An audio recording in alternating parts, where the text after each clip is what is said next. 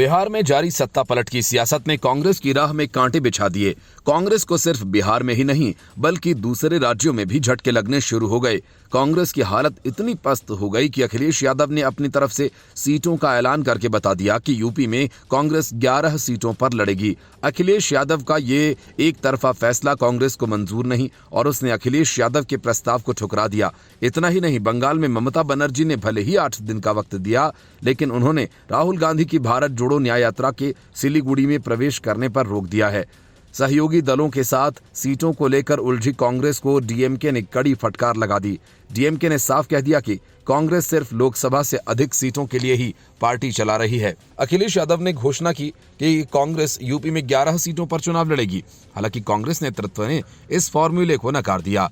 अखिलेश यादव ने गठबंधन का ऐलान करते हुए जीत का दावा किया।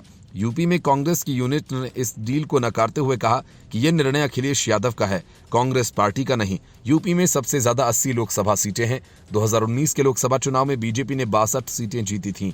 वहीं सपा बसपा गठबंधन जहां 15 सीटों पर सिमट गई थी, कांग्रेस को मात्र 1 सीट से संतोष करना पड़ा था। कांग्रेस यूपी में 50 लोकसभा सीटों पर लड़ने का दावा करती आई है। अब सपा कह रही है कि 11 सीटों वाली बात सिर्फ प्रस्ताव थी। कांग्रेस अगर जिताऊ उम्मीदवारों के बारे में बताए तो सीटों की संख्या बढ़ाई जा सकती है।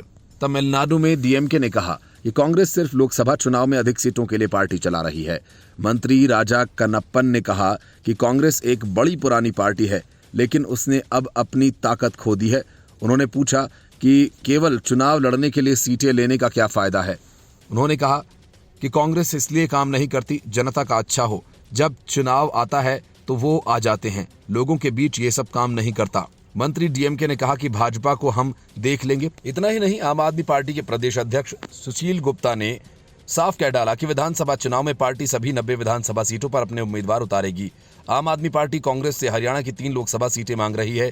मतलब हरियाणा में केजरीवाल कांग्रेस की नाक में दम करेंगे। बिहार में तो जेडीयू का साथ छूट ही गया। कांग्रेस पार्टी की बैठक में बिना कारण बताए 9 विधायक नहीं आए। मतलब कि कांग्रेस की दुर्दशा की कहानी उसके सहयोगी दल ही लिख रहे हैं।